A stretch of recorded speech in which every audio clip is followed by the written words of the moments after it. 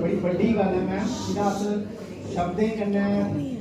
नहीं करी सकते बयान कि तुस केड्डा बड्डा कम्म करा दे हो। मैं इन्हें कहा गल करा दा कि जित्थे तक साढ़ी तकनीक है जां जिन्ना अस भी डोगरी कन्नै जुड़े दे जां जिन्ना साढ़ा कोई सर्कल बने दा ते इन्हें मैं सना दा कि तुस कोई नेक कम्म करा दे होंदे हो जरूर तुहानूं कुतै ना कुतै नोट होआ दे हो कि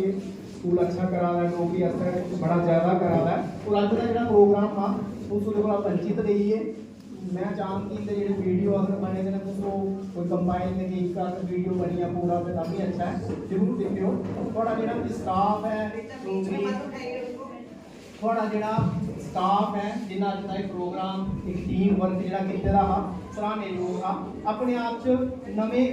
नवे किस्म के एक्सपेरीमेंट हे जेह्ड़े मैं इस चाल्ली दे साढ़ी भी बड़ी उम्र होई डोगरी च असा भी मतलब डिपार्टमेंट च डोगरी च कैनवस तक मैं चाहे उत्थै गै MA कीती PhDयां कीतियां अज उस डिपार्टमेंट च गै पढ़ाने भी हैं ते पंजी बड़ा भी घट्ट आखां ते 96 दे कोई 30 साल का साढ़ा भी सफर डोगरी च होई है ते अज ऐसा कोई डोगरी दा इवेंट या ऐसा कोई कार्यक्रम नहीं है जिहदे च अस भागीदार नहीं बने दे होगे जां नहीं दिक्खे दा होग। ते इस करियै ये जेह्ड़ा प्रोग्राम हा कुछ बक्खरे किस्म दा हा जिहदा भी आइडिया हा बड़ा खूबसूरत हा।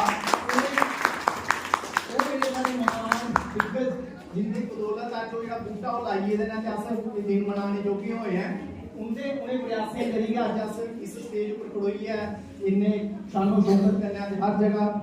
जम्मू च पूरे च गै डोगरी मानसा ध्याड़ा मनाया जा करदा है। उन्हें करैक्टरें गी हूबहू इत्थे बैठा लिया पूरा गेटअप लेइयै मेरे आस्तै एक नवा चीज ही बड़ी खूबसूरत